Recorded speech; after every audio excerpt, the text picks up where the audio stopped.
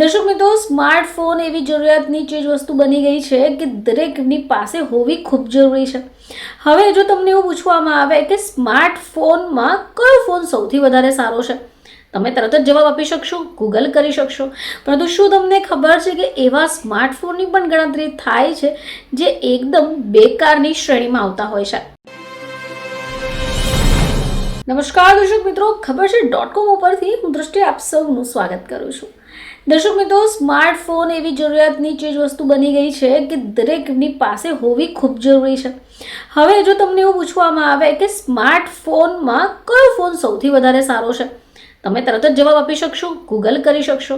પરંતુ શું તમને ખબર છે કે એવા સ્માર્ટફોનની પણ ગણતરી થાય છે જે એકદમ બેકારની શ્રેણીમાં આવતા હોય છે?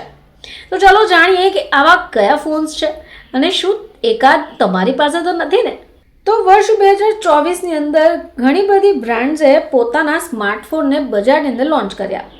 હવે આ સ્માર્ટફોનમાં યુઝર્સને એઆઈ ફીચર્સથી લઈને ખૂબ સારા કેમેરા પણ જોવા મળ્યા. હવે Apple, Samsung, OnePlus, Oppo, Vivo, Realme અને મોટોરોલા આ એવી બ્રાન્ડ્સ છે જે પોતાના સ્માર્ટફોનને આ વર્ષે ભારતીય બજારમાં ઉતાર્યા છે. હવે લોકો એને ખરીદે પણ છે. પરંતુ એવા સ્માર્ટફોન પણ બજારમાં લોન્ચ થયા છે જે ખરીદ્યા પછી યુઝર્સ પસ્તાઈ રહ્યા છે.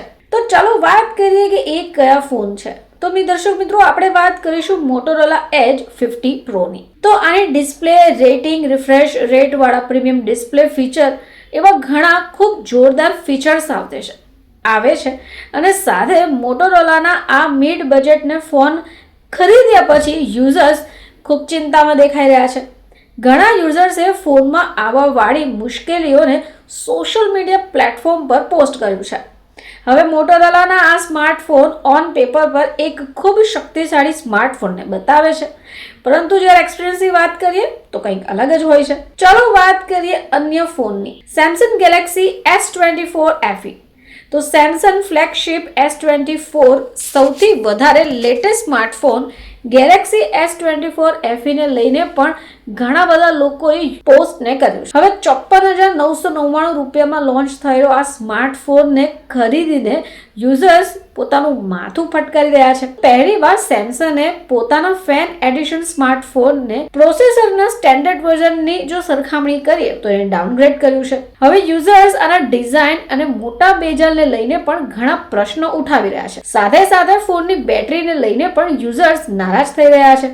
હવે વાત કરીએ Redmi Note 14 સિરીઝની. તો રેડમીએ હાલમાં જ આ એક મોબાઈલને લોન્ચ કર્યો છે.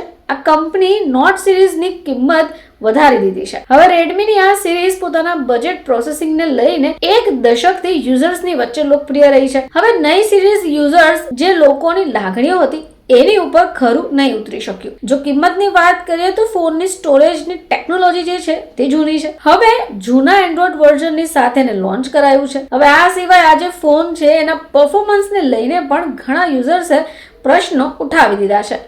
તો દર્શક મિત્રો, આ વર્ષે એટલે કે 2024માં લોન્ચ થયા એવા 3 ફોન કે જેને લઈને યુઝર્સ કંટાળી ગયા છે અને પસ્તાઈ રહ્યા છે. ફરીથી તમારી સમક્ષ હાજર થઈશું. ત્યાં સુધી જોતા રહેજો ખબર છે .com.